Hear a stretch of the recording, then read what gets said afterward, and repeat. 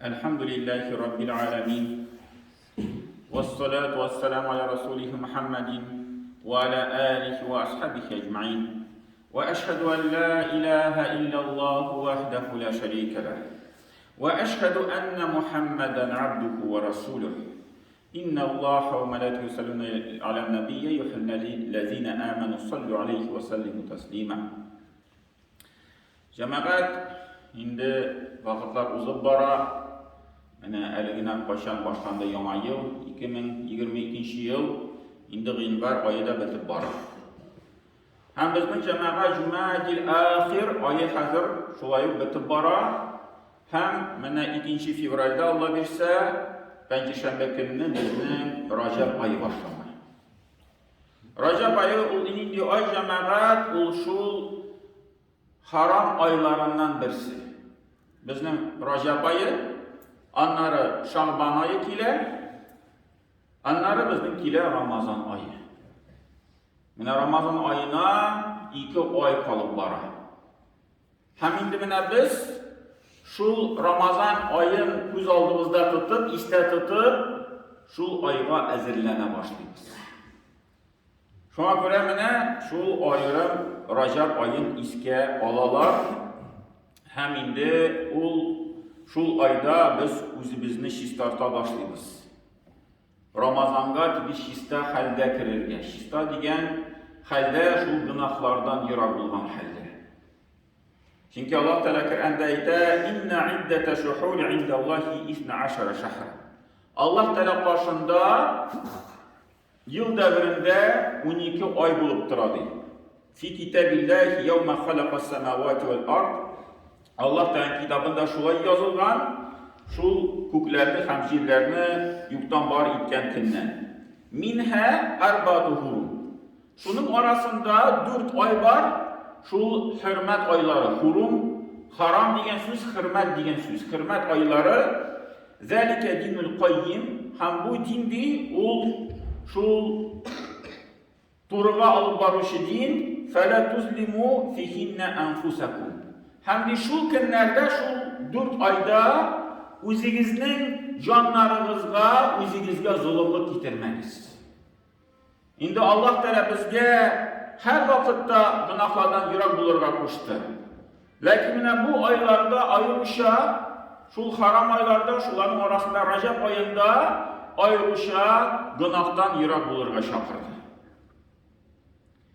Hem cemaat Rajab ayı turunda bir küp türlü haberler, hadisler ki Peygamberimizden sallallahu aleyhi ve sellem galimler arasında o hadisler turunda sözler var. Kimdir ayta zayıf hadisler, kimdir ayta uylanıp şırran hadisler var arasında. Lakin cemaat bizge şu galimlerin sözlerin dürüst anlarga gerek.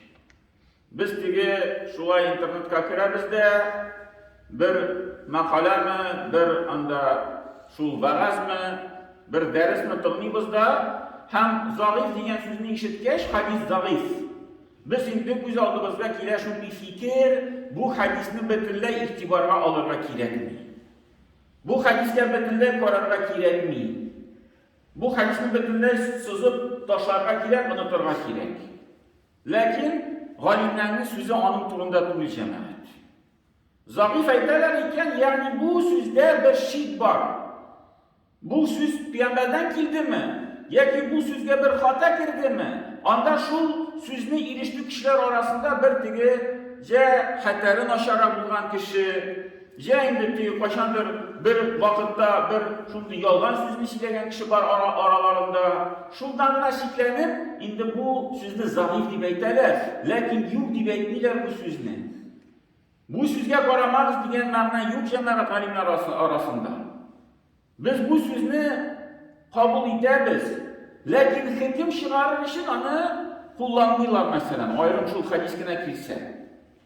Lakin bir gamelinin derecesini gösterir için, bir şu gıybetinin faziletini gösterir için o hadisleri biz kullanırız.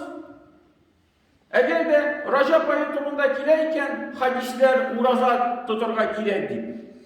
Lakin bütün küp hadisler koya umumen etkende bizim Peygamberimiz çakırıp dura urazağa. Adnan sayın tutuguz, ayga 3 tapkır tutuguz. Hemen bizni Peygamberimiz urazaga çakırıp turar. Şuna göre Rajab ayında ayrım hadisler kilede.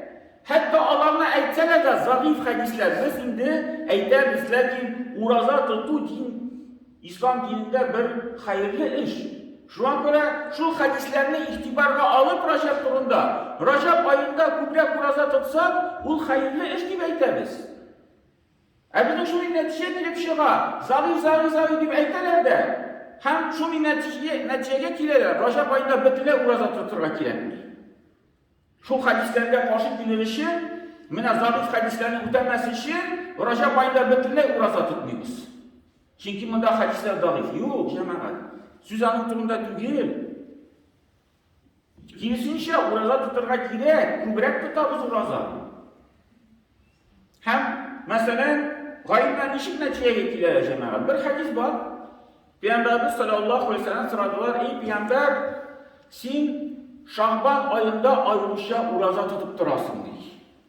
Biz senin bütün aylarda şunu hatta uraza tutkanı bilgenimiz, iktibar etkenimiz yok diler. Şaban ayında, Şaban günün diyor, Rajab ile Ramazan arasında bulunan ay. Şunda Peygamberimiz cevabını işin koytardı. Şaban ayı şunday ay değil, onun turunda kişiler unuttular diye. Rajab ile Ramazan arasında değil, unutulup kalan o ay. Hem galimler şu sözünü okup neyine telekiler? Demek Ramazan'da uraza tutular, hem Rajab ayında uraza tutular. Peygamber vakitinde Rajab aylarında kişiler uraza tutarlar idi. Şaban ayında eziyet tutarlar idi. Şuna göre Şaban ayın biraz saklap kalır için, biraz hürmetin kusetir için, çünkü Şaban ayı düşüp kalan için o hürmet şu haram ayların sonundan tügil. Hem Peygamberimiz şu Şaban ayın derece kusetir için uzi uraza tutkan Şaban ayında. Rajab ayını koygatmagan, çünkü Rajab'da kişiler bulayla uraza tutkanlar. Mine bu hadiste cemaat Rajab ayı turunda söz var mı, Şaban ayı turunda söz var. Eğalimler şu hadiste mine şu neticede çıkarırlar. Rajab ayında uraza tutu hayırlı bir mustahap iş mesele.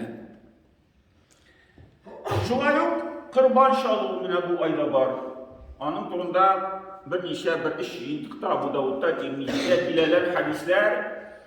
Peygamberimiz şu savbula şu hacimde bulganda bir indi vakasında iken her bir gayle üstünde yılına 2 kurban var diye.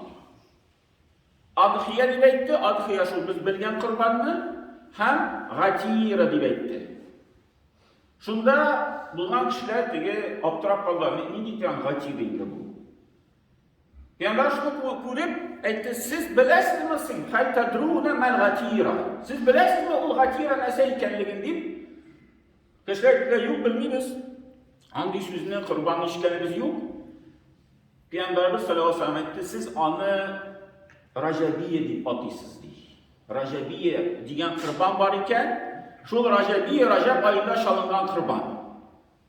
Hem Peygamberimiz gatira demekti de, onları kışla yaptırarak siz onu Rajabiye deyip atıyorsunuz. Rajabiye kurbanı.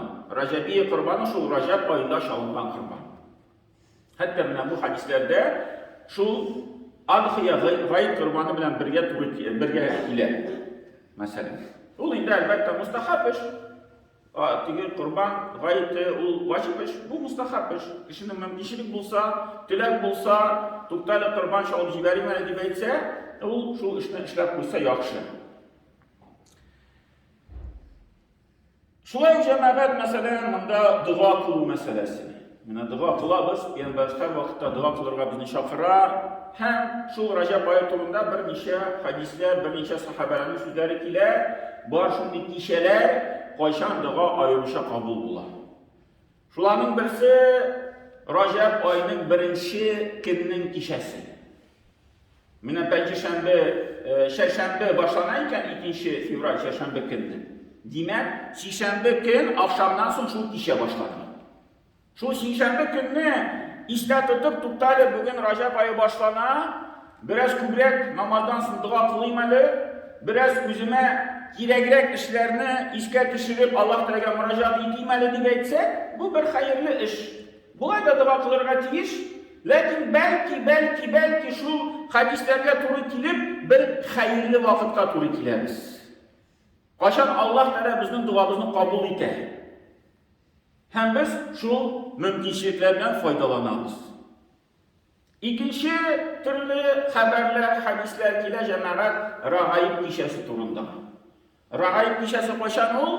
Bir Recep ayının birinci cumganın kişisi. Demek, indi şu Şişembe, Şerşembe, Penceşembe gün iş bilen şuluk akşam namazından son ayrım kübrak ihtibar edip dua kılsak o şulay hayırlı bir vakitka lenirge mümkün.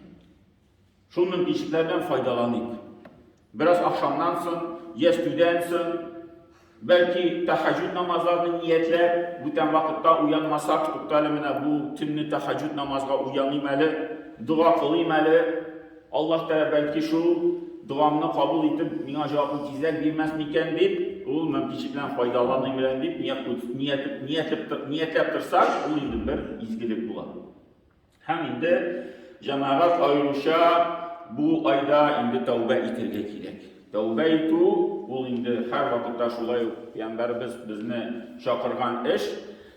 Endi biz özümüzün yağımızdan şu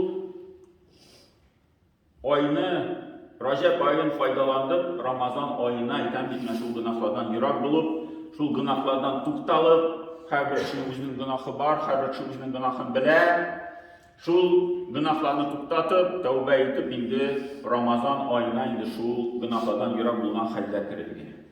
Yani şulay Allah da bizge nasip etsin, şu günlerden de faydalanıp, bu Recep ayların, Şaban aylarında sıtıp faydalanıp, indi Ramazan ayların hayırlık bilen, izgilik bilen ütkerliğe nasip etsin. İndi Ramazan'a əzinlənməyə başlandı cəməqət. Kişiler ile başladı. Şu iftarlar meselesi bu inşa. İftardan ütkerli bulan iken yok miken bu yılda. Allah bilsen bir cəməqət niyetliyiz. Həller nişik bulup bitir. Özünüz görüp durasınız. Nindi nişik dünyalar almaşınıp dura. Şuna göre niyetimiz var. Kimnin tilagi bulsa, niyeti bulsa yazılıp koyuyoruz pisliklarga. Ötken yılda biraz aşılanışlar buldu, ölgürmedik. Bizge habersin girişti, biz bilmedik şulay iftarlarını ütkerip bula deyip bir neçe kişinin aşılanıp kalgan ötken yılda. Şuna göre bu yılda andi halde olması için indimine belgeleşip şulay iftarlarını Allah Teala ütkerge nasip etsin yazılıp tutarız. Barakallahu lana ve lakum fil Kur'an-ı Azim nefa'na ve iyyakum bil ayati ve zikril hakim.